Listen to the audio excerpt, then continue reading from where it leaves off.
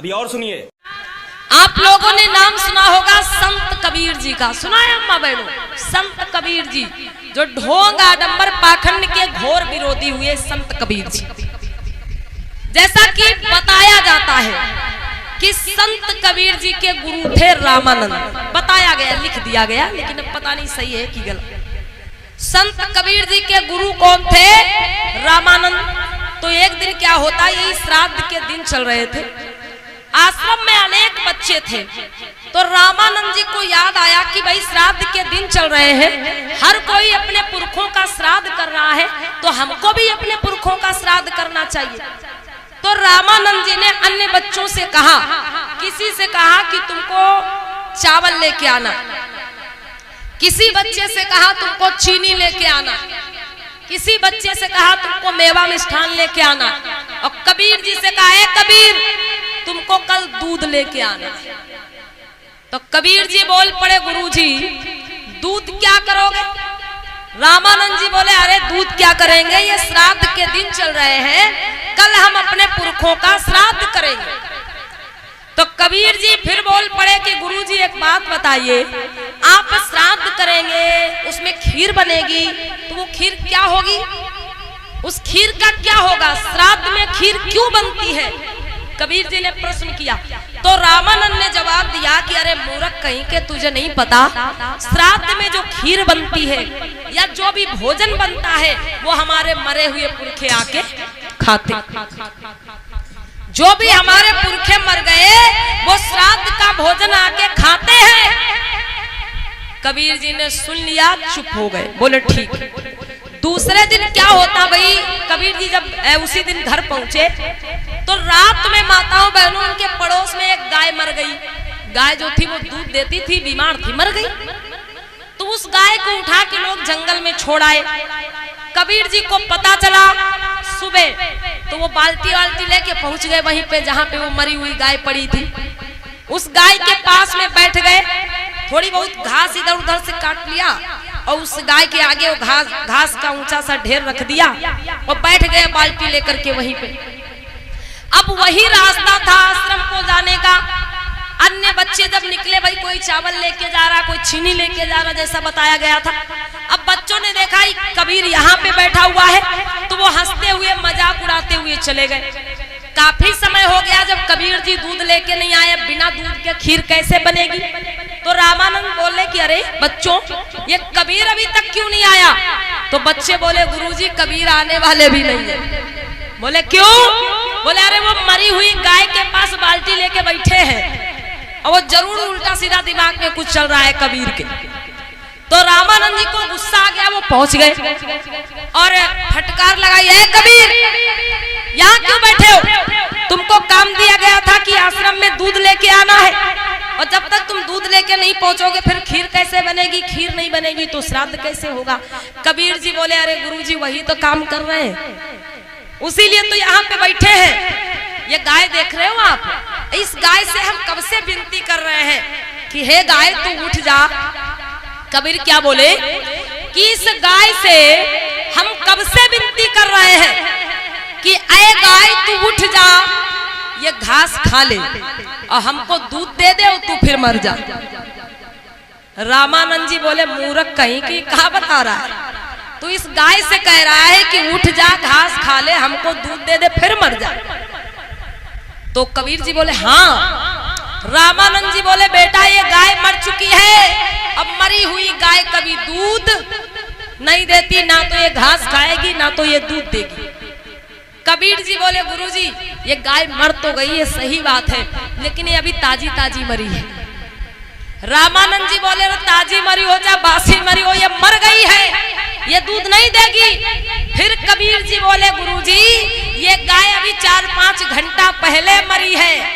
रामानंद जी बोले, बेटा ये 4-5 घंटा पहले मरी हो चाहे 10 मिनट पहले मरी हो, ये मर गई है और ये उठ के अब ना तो घास खाएगी ना तो दूध देगी। कबीर जी बोले, देखो मैं नहीं मानता इस बात को, मैं तो इस गाय से बस इतना ही कह रहा हूँ कि ऐ गाय तू उठ जा, घास खा ले, हमको दूध दे दे, तू फिर मर जा, चाहे जहाँ चली जा, लेकिन हमको दूध दे दे।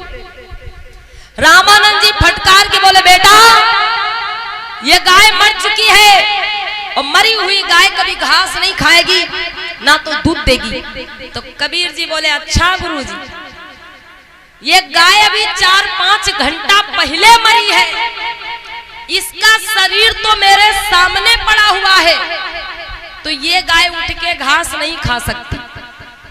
और आपके पुरखा पता नहीं कितने बरस पहले मरे हुए। कबीर जी क्या बोले कि आपके पुरखा तो पता नहीं कितने वर्ष पहले मरे हो, उनकी हड्डियों का भी पता नहीं है, तो वो आके खीर खा सकते हैं, और ये गाय जिसका शरीर मेरे सामने पड़ा है ये उठ के घास नहीं खा सकती। अब रामानंद जी चुप, कोई जवाब नहीं। कबीर जी बोले कि भाई ये गाय तो अभी 4-5 घंटा पहले मरी है, इसका पूरा शरीर तो मेरे सामने पड़ा है, तो ये उठ के घास नहीं खा सकती, तो फिर आपके पुरखा जो बरसों पहले मरे हैं, जिनके हड्डी मांस का कुछ भी पता नहीं है, वो आके खीर कैसे खा सकते हैं? अगर आपके मरे हुए पुरखा आके खीर खा सकते हैं, तो फिर ये मरी हुई गाय उठ के घास भी खा सकती। अगर आपके मरे हुए पुरखा के श्राद्ध का भोजन खा सकते हैं, तो ये मरी हुई गाय भी उठ के घास खाएगी, और जब तक ये घास खाएगी नहीं, दूध देगी नहीं, मैं यहां से जाऊंगा। रामानंद जी बड़े चक्कर में पड़ गए। कबीर जी कुछ देर बाद बोले फिर या तो गुरुजी आप कहिए, या तो आप कहिए कि मरे हुए लोग कभी लौटकर नहीं आते। जिस तरह ये मरी हुई गाय घास नहीं खा सकती, उसी तरह से मरे हुए लोग आकर के खीर नहीं खा सकते। अब ये बात रामानंद जी को माननी पड़ी कि हाँ, मरे हुए लोग कभी दोबारा वापस नहीं आते। बोलिए संत कबीर की गया हो। तो रुको जरा, सब्र करो। अभी मोबाइल में मैंने देखा है, चर्चा हो रही है कि यादव ऐसे जाति जो वन में रहने वाले, गाय भैंस चराने वाले, आज सारे लोगों को फेल कर दिया है। यूपीएससी के परीक्षा में 31 गो यादव के लड़का और लड़की आईएएस कंप्लीट कर गया।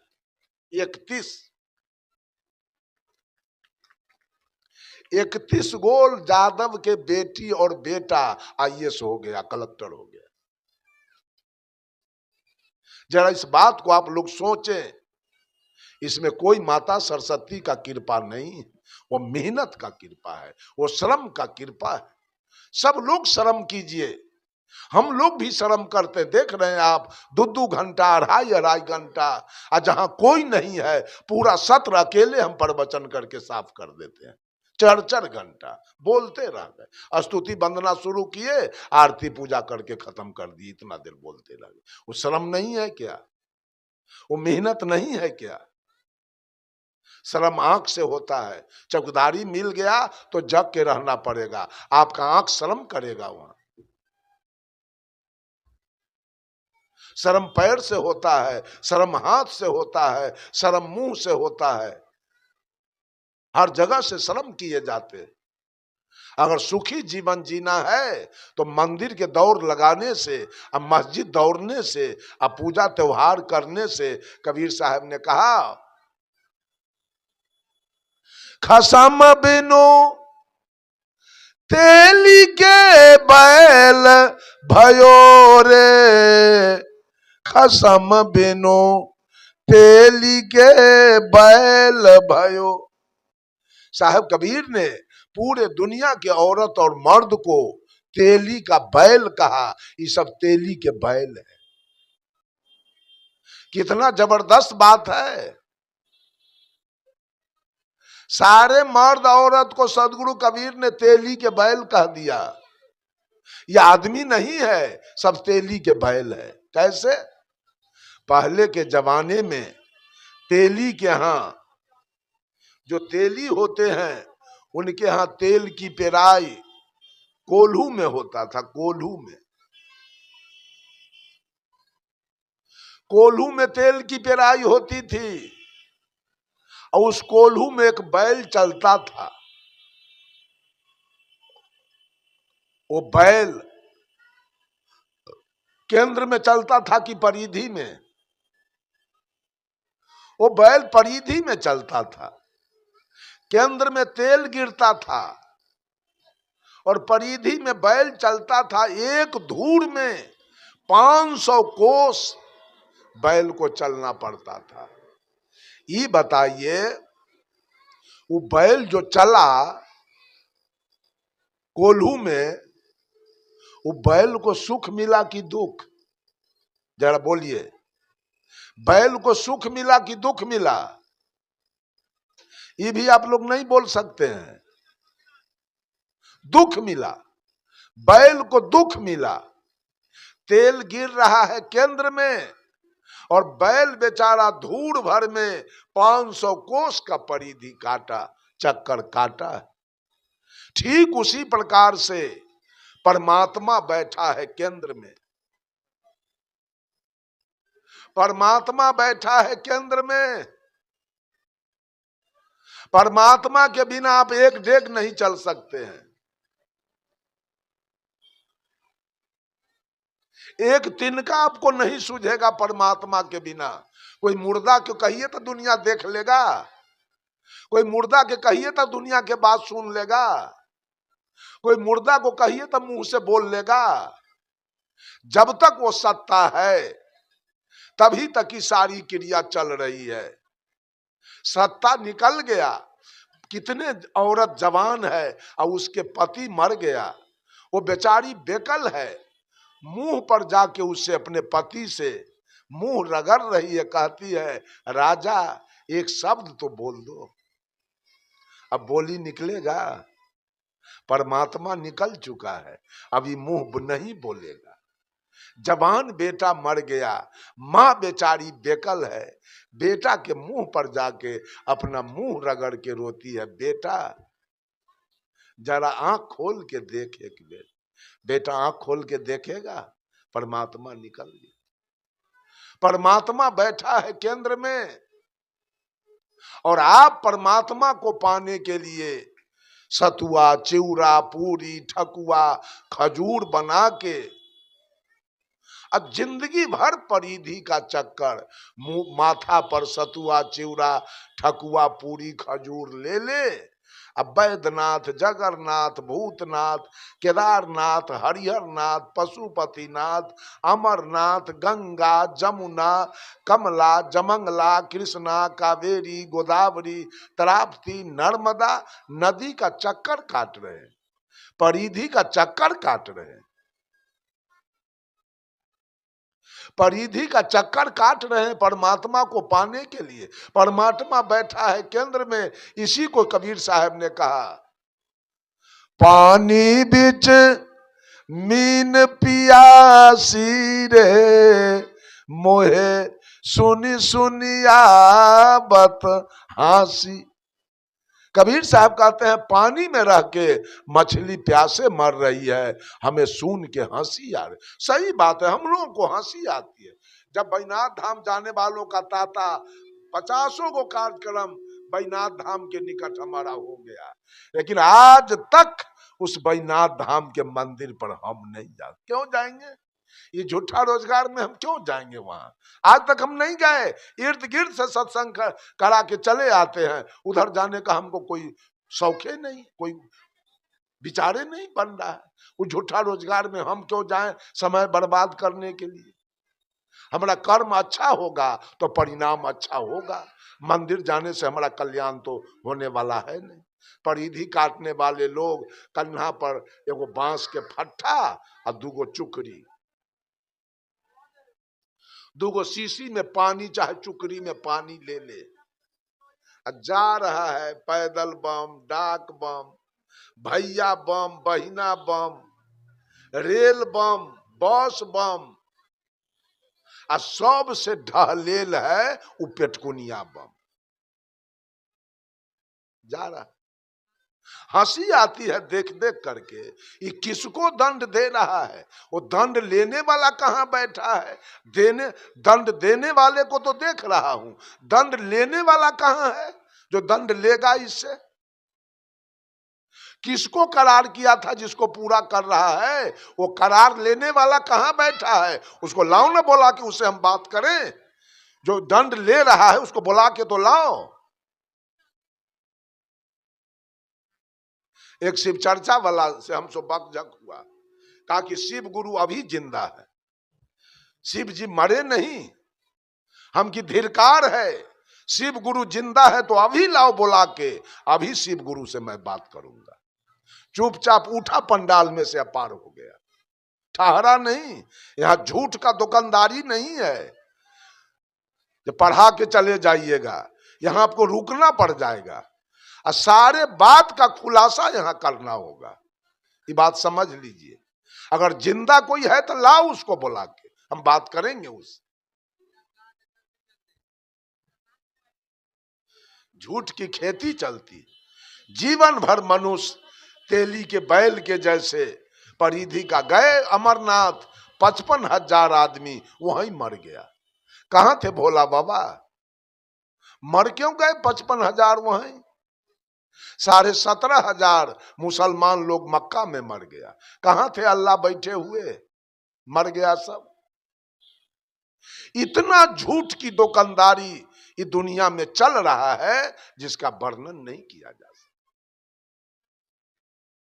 सही में हंसी योग बात है, हमें हंसी आ रही है इस बात से कि क्या क्या लोग कर रहा है, और जो असली काम है वो तो सूझ नहीं रहा है। चट दूध में पानी मिला के बेच लेगा, आटा में चोकर मिला देगा, घी में डलडा मिला देगा, चावल में कंकड़ मिला देगा, दलाली मार लेगा, घूस खा जाएगा, चोरी कर देगा। अब भगवान से मिलने के लिए बहुत तत्परता, दौड़ लगा रहा है एकदम। फर्क इतना ही है कि वो गलत काम हम लोग नहीं करते हैं, अब मंदिर भी नहीं जाते, कहीं का चक्कर भी नहीं काटते हैं। ये काम समझिए कि गलत हम न करें, अब मंदिर भी ना जाए। यही सोचिएगा कि गलत कर लिए मंदिर जाएंगे तो हमारा सब रफा दफा हो जाएगा। और रफा दफा करने वाला कौन है वहां? कोई है जो आपके गलती को क्षमा कर देगा? कोई नहीं है। कर्म 3 प्रकार के होते हैं। कर्म 3 है, क्रियमान कर्म, संचित कर्म और प्रारब्ध कर्म। अभी जो आप खेत में गोभी लगाए हैं, आलू लगाए हैं, टमाटर लगाए हैं, गेहूं लगाए हैं, मक्का लगाए हैं, सरसों लगाए, वो सब आपका क्रियमान कर्म है। अभी आपने उसमें ट्रैक्टर ले गया, खाद बीज ले गया, मजदूर ले गए, बीज ले गए, खेत में डाल दिया। पेड़ जन्मेगा, उसमें फिर पानी देंगे, फिर खाद देंगे, जंगल होगा तो स्प्रे करेंगे या मजदूर लगा के उस जंगल को निकालेंगे। ये सब आपका क्रियमान कर्म चल रहा है। फसल पक गया, फसल पक गया, आलू खनवा के घर में रख लिए, सरसों कटवा के दौनी करवा के घर में रख लिए, गेहूं रखवा लिए, मकई रख लिए, सब आपके खेत में से घर में आ गया, स्टॉक हो गया। ये हो गया आपका संचित कर्म। क्रियमान कर्म किया आपने तो धन संचित हो गया घर में। मकई गेहूं सरसों तोरी आलू से आपका घर भर गया। अब उसी गेहूं और मकई का रोटी बन के, अब उसी आलू का सब्जी, गोभी का सब्जी, और उसी आलू गोभी के सब्जी में आपके खेत का सरसों का तेल रखकर और आपके सामने खाने के लिए आ गया। यह आपका प्रारब्ध कर्म हो गया। प्रारब्ध का निर्माण कहां से हुआ? क्रियमान कर्म से। अगर आप खेती नहीं किए होते अच्छा से, उसको बढ़िया से दौनी करके घर में नहीं लाए होते, तो भोजन के लिए रोटी सब्जी बढ़िया से आपको नहीं मिलता। तो कर्म का परिणाम प्रारब्ध बन के आपके निकट आ गया। ठीक उसी प्रकार से आप जितना पुण्य कर्म करते हैं, जितना पाप कर्म करते हैं वो दोनों संचित होता है, वो दोनों जमा होता है, और उसी किए गए कर्म का परिणाम जब प्रारब्ध बन के आपके जीवन में उतरता है तो आप बाप बाप चिल्लाते हैं, दैयो मैयो करके महिला सब चिल्लाती है, कभी डाइन को गाली देती है, कभी भगवान को गाली देती है, कभी वर्तमान कर्म को गाली दे रही है। लेकिन भोगना क्या है? प्रारब्ध का भोग। जो कर्म किए थे वो प्रारब्ध बन के आपके सामने आया और जवानी में आपका दूल्हा मर गया। अब कपार पटकिए, आप अपना कपार फोड़ लीजिए। अब डाइन को गाड़ी दे के तो दूल्हा गया, और डाइन को गाड़ी दे के झगड़ा लगा के और देवर भैंसुर अब बचा है उसको जेल भेजवाइए। वो अब जेल जाएगा, क्योंकि डनिया को जाके मारा है। तो उसका पति तो केस करेगा, बेटा केस करेगा, तो आपका जो पति गया श्मशान, और बेटा देवर भैंसुर तीनों जाएगा जेल। डाइन को मारने का ताकत नहीं है। सब लोग कान खोल के सुन लीजिए, अगर गांव में कोई डाइन है तो उसी के यहाँ हमारा भोजन बनवा दीजिए, और डैनिये के यहाँ बैठ के हम खा लेंगे, और देखते हैं डैनिया के पावर कि हमको क्या कर लेती।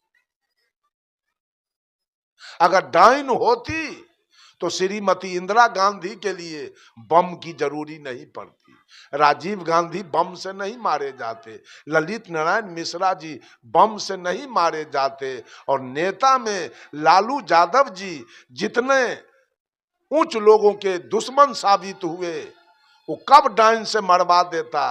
आज तक लालू यादव का एक रोआ टेढ़ नहीं हुआ। ये अज्ञानी लोग, बेवकूफ लोग भूत प्रेत और डाइन ओझा के फेर में पड़े रहते। भूत है, अगर भूत है, जिस श्मशान से आप लोगों को भय लगता है, आज रात में मेरा आसन उस श्मशान में रखवा दीजिए। खाली केवल जार हमको न लगे, हम वहां सोएंगे और रात में देखेंगे कि कौन कौन भूत मेरे निकट आता है। ये 6 चीज को हम लोग झाड़ बहार के खत्म कर दिए गुरु के आदेश से। कौन कौन? भूत प्रेत, डाइन ओझा और ईश्वर भगवान। ये 6 चीज दिमाग से आउट हो गया, खत्म हो गया। स्वतंत्र होके जी रहे, कोई भय नहीं है, कोई परेशानी नहीं है, कोई चिंता नहीं है।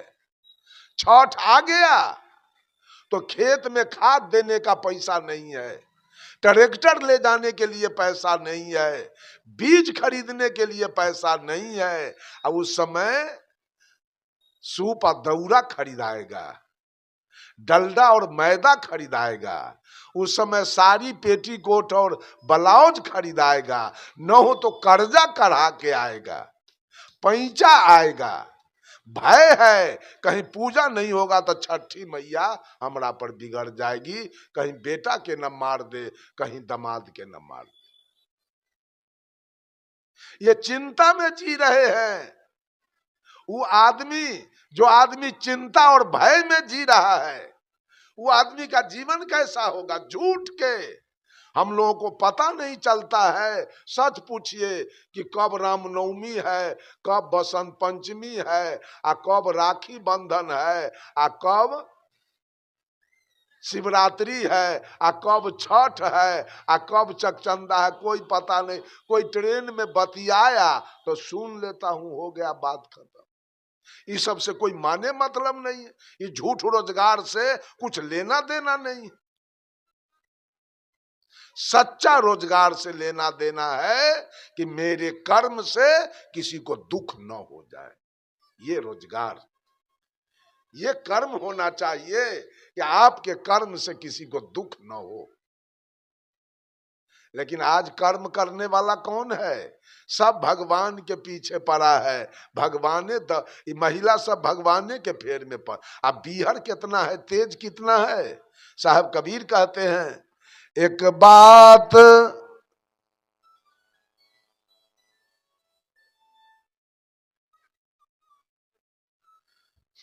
एक बात मेरी सजनी, गठिया लो चुनरिया में। एक बात मेरी सजनी, गठिया लो चुनरिया में। गठिया लो चुनरिया में, काहे दाग लगा लिहलू। काहे दाग लगा लिहलू, यही बारी उमरिया में। काहे दाग लगा लिहलू, यही बारी उमरिया में। कहते हैं, इंसान के तू ठकलू, भगवान के तू ठकलू। ये धोखा। आज मनुष्य एक तरफ इंसान को धोखा देने में लगा है और दूसरे तरफ भगवान को धोखा दे रहा है। इंसान को धोखा देगा, दूध में उसको पानी मिला के दे देगा, आटा में चोकर मिला के बेच लेगा, डंटी मार के दे देगा, घाटा घी में डलडा मिला के दे देगा, चावल में कंकर मिला के बेच लेगा। ये इंसान के उससे दलाली खाएगा, उससे घूस खाएगा, उसका बेईमानी करेगा। और दूसरे तरफ भगवान को धोखा देगा। ये पूछिए तो महिला सबसे पुरुष से इतना दिन भगवान को भोजन दिया, भगवान कभी खाया है? देखे, ये ठगैती नहीं तो क्या किया जीवन भर? जीवन भर ठगैती वाला धंधा चल रहा है। छठ में जाती है घाट पर, क्या करती है मालूम है? आदी के पत्ता, हल्दी के पत्ता, मुरई के पत्ता तोड़ के दे दिया छठी माई के, अब मुरई आदि हल्दी लेके चले आएगा। ये कितना होशियार है, कितना बीहर है। ये ठगैती। अगर छठी माई है तो मुरई के पत्ता खाती है, आदि हल्दी के पत्ता खाती है। यही ठगैती करने के लिए ये सुंदर मानव जोनी मिला था। जब लड़की नाबालिग रहती है तो माटी के कन्या, दूल्हा, पौती, पेटारी, खीर पूरी बना के खेलती है। और शाम हुआ तो सबके छीट छाट के घर चली जाती। लेकिन ये बुढ़ारी तक लड़कैया के खेल खेल रही है। कभी जितिया करेगी और कभी करवा चौथ करेगी, कभी कर्मा धर्मा करेगी, कभी तीज करेगी, कभी चकचंदा करेगी, कभी छठ करेगी। एकदम लड़कैया के खेल, और उससे कुछ होना जाना नहीं। और जो कर्म सही है वो करने के लिए तो ही तैयार नहीं। एक बात बताइए, वो बूढ़ी औरत और वो बूढ़ा दोनों प्राणी मिल के अगर बेटा पैदा नहीं करता, वो बहू के मांग में सिंदूर कहां से आता, हाथ में चूड़ी कहां से, गोदी में बालक कहां से आता। उस औरत के लिए, उस दुल्हन के लिए जो सुहागवती बनी है, उसके लिए तो सास बुढ़िया देवी होना चाहिए और बुढ़वा ससुर देवता होना चाहिए। लेकिन बुढ़वा बुढ़िया के झाड़ू से मारती है, बुढ़वा बुढ़िया के बहू पाभर दूध नहीं देती है, रत्ती रत्ती करके बेच लेती है। बुढ़वा बुढ़िया के कभी थोड़ा चरण में तेल लगा के ऐसे दाव नहीं देती है, जाती है दुर्गा माता के प्रसाद चढ़ाने। ये ठगैती नहीं तो क्या है? क्या हो रहा है बोलिए? आज सास सबके क्या हाल है? जितनी भी बुढ़ा गई महिला सास बनी है, उस सब का क्या हाल है? बहू क्या हाल कर रही है? क्या दुर्गे जी उसको बाथरूम बनवा के दिया, लेट्रिन रूम बनवा के दिया, दुर्गे जी किचन रूम बनवा के दिया, दुर्गे जी सोने वाला घर बनवा के दिया, वही बॉल लगवा दिया, पंखा लगवा दिया था? सोचिए जरा। साहब कबीर कहते हैं, इंसान के तू ठग लू,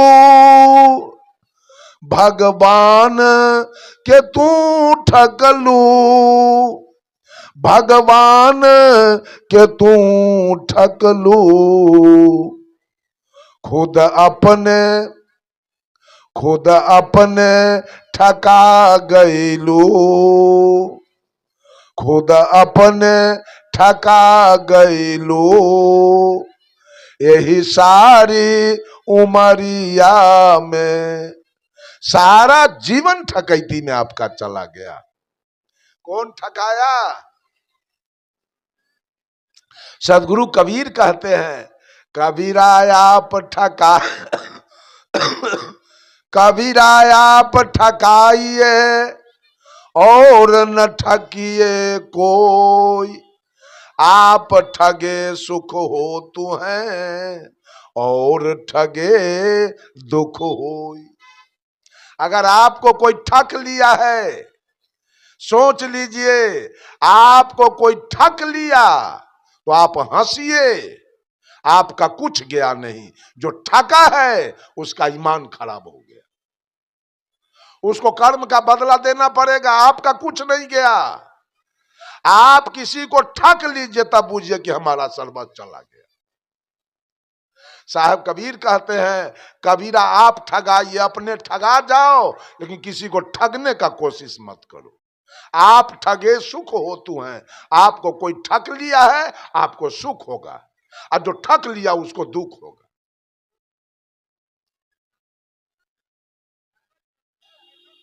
केवल ठकैती चल रही है, फेकैती बात सब।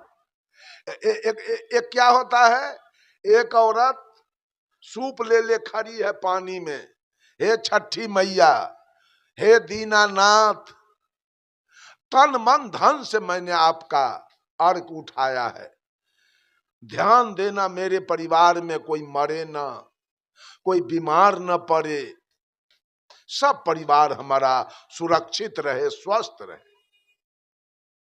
अब बगल में डॉक्टर के पत्नी सूप ले खड़ी है, वो कहती है, हे छठी माई, अंतरात्मा से मैंने आपका त्योहार किया, ये अर्घ दे रहा हूं, ये दुनिया के टीबी दम्मा कैंसर हो जाए, जो हमारा पति के डॉक्टरी चलते रहेगी। छठी माई के कर बात मानते, ये कर की एक कर। सबका मनोभाव अलग अलग है। एक औरत सूप ले कह रही है, हे छठी माई, हमारे घर में कोई झगड़ा लड़ाई मामला फौजदारी न होए के चाहिए। अब बगल में वकील के पत्नी सूप ले है, हे छठी माई, ये दुनिया लड़का मर जाए कि हमार पति के वकालत चलते रहेगी। केकर बात मानेगी छठी माई? ये लड़कैया के खेल नहीं तो क्या। विश्वकर्मा पूजा किया है गाड़ी वाला से, यहाँ तो बहुत गाड़ी वाले लोग हैं, कहीं दुखो न हो जाए। गाड़ी वाले लोग करते हैं, हे विश्वकर्मा जी, तन मन धन से आपका मैंने पूजा किया, जरा निगाह रखिएगा, मेरी गाड़ी कभी एक्सीडेंट न होए, मेरे गाड़ी में अचानक कहीं भगठा न लगे। अब बगले में गैरेज वाला किया है विश्वकर्मा पूजा, वो कहता है, हे विश्वकर्मा जी, अंतरात्मा से मैंने आपका पूजा किया, सबके गाड़ी उलट जाए और सबके गाड़ी भगट जाए, जो हमारे गैरेज चले के चाहिए। विश्वकर्मा जी के कर बात मानेगा? मर्दों लोग तो लड़कइयां के खेल खेल रहा है। अगर सही है विश्वकर्मा पूजा गाड़ी के लिए, तो 18 सितंबर के 17 सितंबर के विश्वकर्मा पूजा हुआ, 18 सितंबर के कुल मुसलमान के गाड़ी उलट जाना चाहिए। उलट गया? वो तो नहीं किया विश्वकर्मा पूजा। ऐसे झूठ के खेल में आपका सारा समय बीत रहा है। अंत में बहुत रोना पड़ेगा, याद रख लीजिए। रो के आप दुनिया छोड़ेंगे, क्योंकि गाफिल में आपका पूरा जीवन बीत रहा है, झूठ के तमाशा करने में। जितनी मां बहनें दुनिया में आई और जितिया किया और करवा चौथ किया पति के लिए, वो सब है कि गई? गई सब। और सब का बेटा दूल्हा चला गया। अभी जो कर रही है वो जाएगी, और उसका तीज करते करते दूल्हा भी जाएगा और जितिया करते करते बेटा भी चला जाएगा।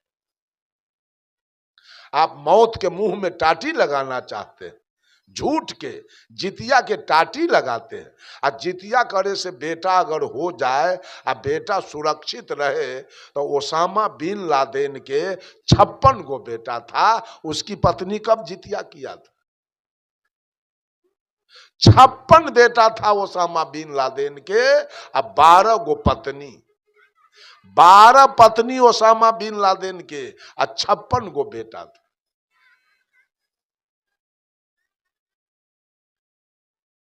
सांच काम कीजिए। सांच काम क्या है? सास अगर महिला है तो आपका भगवान और भगवती वही सास और ससुर है। आपका भगवान वही दूल्हा है, उसका सेवा पूजा कीजिए।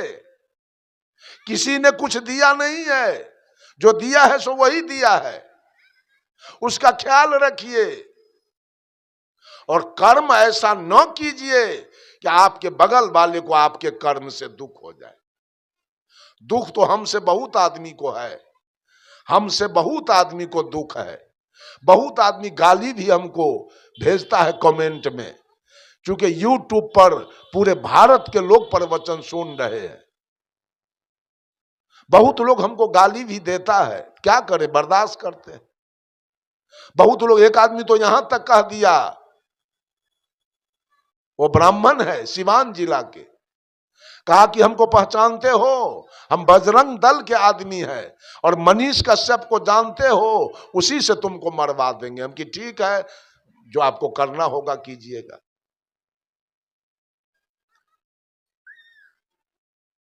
लेकिन मैं कोई गलत नहीं बोलता हूं। अब आपको दुख हो जाए वो तो आप जानिए, हम तो सच बात बोलते हैं, सही बात बोलते हैं। अगर मर्द हैं तो माता पिता की सेवा कीजिए। माता पिता मर गया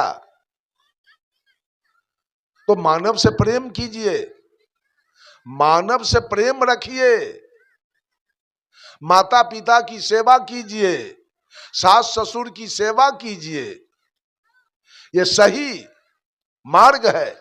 किसी का चोरी दलाली बेईमानी मत कीजिए, किसी के साथ झूठा वादा मत कीजिए। जिसको लिए हैं उसको समय पर वापस कीजिए, दे दीजिए। न्यायपूर्ण कमाई खाइए, अन्याय का कमाई नहीं खाइए। अपने बाल बच्चा पत्नी के साथ, माँ बाप के साथ अपना जीवन बसर कीजिए, अपना खेती गृहस्थी कीजिए, अपना माल मवेशी पालिए, अपना कल्याण कीजिए, सुंदर सब समाज का निर्माण कीजिए।